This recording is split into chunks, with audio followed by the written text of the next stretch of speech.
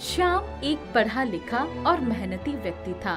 वो पुस्तक की दुकान में सहायक की नौकरी करता था। उसके घर में उसकी पत्नी और 2 बच्चे गोलू और पिंकी थे। दोनों बच्चे पढ़ने में बहुत होशियार थे। पापा देखो, इस बार मुझे परीक्षा में कक्षा में सबसे ज्यादा अंक मिले हैं। पापा, मैंने भी इन परीक्षाओं में कक्षा में प्रथम स्थान प्राप्त किया है। वाह मेरे बच्चों, मुझे तुम पर गर्व है। मेरी आमदनी से घर का खर्चा बहुत मुश्किल से चलता है, लेकिन मैं वादा करता हूँ कि तुम्हारी पढ़ाई में कभी कोई कमी नहीं आने दूंगा। श्याम दुकान का कार्य पूरी लगन और ईमानदारी से करता था। उसके मधुर स्वभाव और कार्य के प्रति लगन और मेहनत देखकर लोग उसका बहुत सम्मान करते थे। इसलिए उसकी दुकान पर अक्सर भीड़ लगी रहती थी। उसकी दुकान पर आने वाले ग्राहक उसके बच्चों की पढ़ाई में भी उसकी बहुत सहायता करते थे। ग्राहकों का श्याम के प्रति मधुर स्वभाव देखकर उसकी दुकान के मालिक मनोज को उससे बहुत ईर्ष्या होती। मनोज का बेटा विक्रम भी उसी विद्यालय में पढ़ता था जिसमें श्याम के बच्चे पढ़ते थे। विक्रम पढ़ने में ज्यादा अच्छा नहीं था, बल्कि वो तो शरारतें और अन्य बच्चों से लड़ाई झगड़े में ही आगे रहता। पापा मैं पास हो गया। अरे वाह, कितने अंक आए तेरे? पापा 100 में से 50 अंक आए हैं मेरे।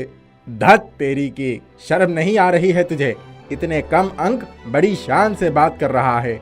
उस नौकर श्याम के बच्चे कक्षा में अव्वल आते हैं और तू इतने कम अंक लेकर आता है।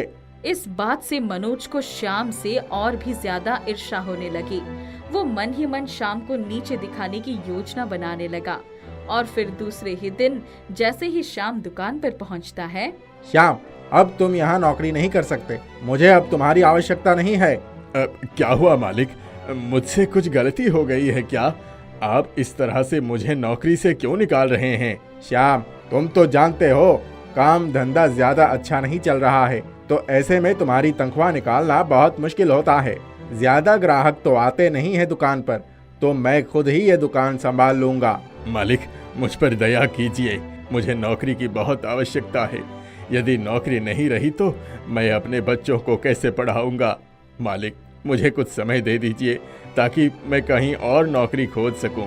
ठीक है, लेकिन तब तक तुम्हें मेरे स्टोर रूम साफ सफाई का काम करना होगा।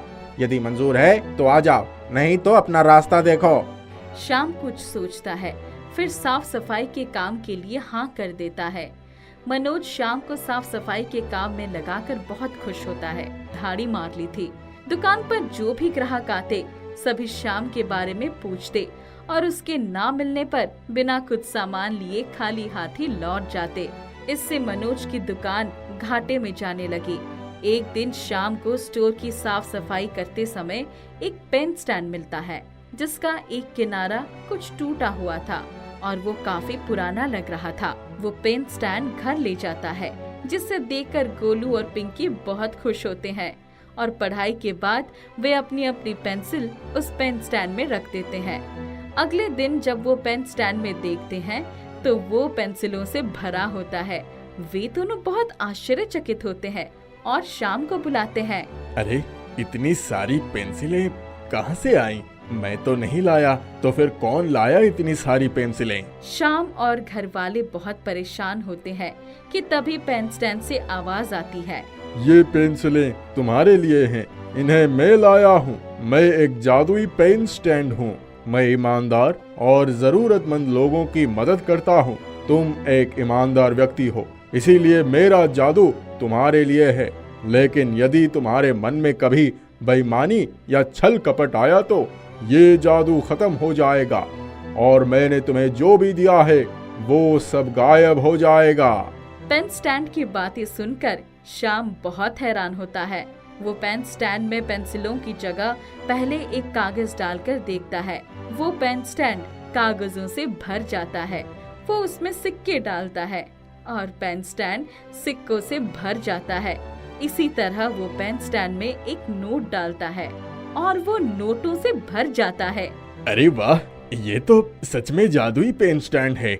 अब इस पेन स्टैंड की सहायता से मैं अपने सभी जरूरतें को पूरी कर सकता हूँ। अब श्याम पेन स्टैंड की सहायता से अपना खुद का पुस्तक भंडार खोल लेता है। मनोज को जब ये खबर मिलती है तो वो ईर्ष्या से भर जाता है। ये मेरी दुकान पर काम करने वाला मामूली सा नौकर अपनी दुकान का मालिक कैसे बन गया? आखिर ऐसा कौन सा खजाना उसके हाथ लग गया? पापा, आपको पता है वो गोलू और पिंकी के पापा के पास एक जादुई पेन स्टैंड है। उसी पेन स्टैंड की मदद से गोलू और पिंकी के पापा ने वो दुकान खोल ली है। विक्रम ने स्कूल में गोलू और पिंकी को जादुई पेन स्टैंड के बारे में बात करते हुए सुन लिया था। मनोज को जब ये बात पता चलती है तो वो शाम पर उसकी दुकान से पेन स्टैंड चुराने का इल्जाम लगाकर केस कर देता है, लेकिन शाम अपनी सूझबूझ और ईमानदार स्वभाव के कारण बच जाता है। श्याम, ये पेन स्टैंड मेरी दुकान का है। इस पर मेरी दुकान का नाम भी लिखा है। इसे मुझे वापस दे दे। अब नहीं, इस पर तुम्हारी दुकान का कोई नाम नहीं लिखा है। ये तो एक टूटा हुआ पेन स्टैंड था। मैंने घर लाकर इसकी मरम्मत की थी। मनोज को कुछ समझ नहीं आ रहा था कि वो शाम से वो पेन स्टैंड वापस कैसे ले। एक दिन मौका देकर वो पेन स्टैंड चुरा लेता है और घर आकर उसमें नोट डालता है ताकि वो नोटों से भर जाए। लेकिन ये क्या, पेन स्टैंड नोटों से भरने के बजाय मनोज के अपने नोट ही गायब हो गए। इसी तरह वो कुछ अन्य सामान भी पेन स्टैंड में डालता है, लेकिन उसका तो सारा सामान ही गायब हो रहा था। हड़बड़ाहट में वो अपनी दुकान के कागज उस पेन स्टैंड में डाल देता है और उसकी दुकान के कागज भी गायब हो जाते हैं। हाय, मैं लुट गया, मैं तो बर्बाद हो गया। मेरी दुकान के कागज चले गए। अब तो कोई भी मुझसे ये दुकान हड़प लेगा। बहुत लोगों की नजर है इस दुकान पर। अब मैं क्या करूं, कहाँ जाऊं? तभी शाम वहाँ आता है। वो मनोज को पेन स्टैंड के जादू के बारे में बताता है और उसकी शर्त के बारे में भी कि वो केवल ईमानदार लोगों के लिए ही अपने जादू का पिटारा खोलता है। मनोज भाई, जो हुआ मुझे उसका दुख है। उसे बदला तो नहीं जा सकता। हाँ, मैं इतना जरूर कर सकता हूँ कि तुम्हें अपनी दुकान पर सहायक की नौकरी दे सकता हूँ ताकि तुम्हारा घर का खर्चा चलता रहे। मनोज को शाम के साथ किए अपने बर्ताव पर पछतावा होता है और वो शाम को उसकी मदद करने के लिए धन्यवाद करता है।